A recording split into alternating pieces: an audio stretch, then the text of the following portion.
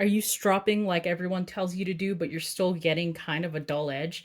Well, let me help you with that. One thing to make sure of is the grit that you're using for your strops is not coarser than the grit that you're using for your stones. So for my diamond plate sharpening station, I have an extra coarse, and fine. So typically I just use my coarse and fine plates.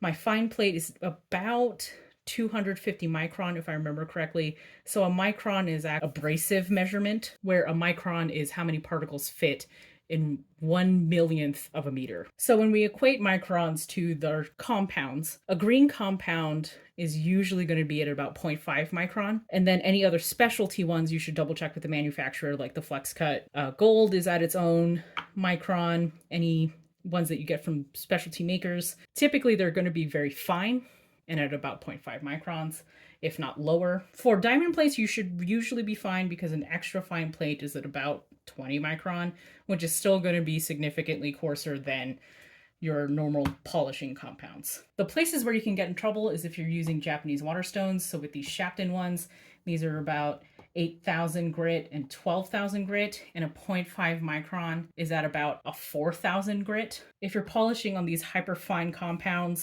and then you're using a 4,000 grit polishing compound, what you're actually doing is dulling your edge. The same thing can happen if you're using these natural stones. These natural Arkansas stones, hard and soft Arkansas, are probably going to be fine. It's when you get to those super fine stones like the translucent arc or the black surgical arc where you can run into some problems with using a polishing compound that is actually coarser than what you finished with. What's the solution? Just stop at the polishing stone. These are polishing compounds. You're creating a burr with these stones, and then the purpose of a strop is to make sure the burr is completely removed so that you have just your fresh edge. If you're already using a polishing stone that polishes, you're good to go. If you're sticking with some of these coarser stones that can get very fine but are not polishing necessarily, that's when you use a strop.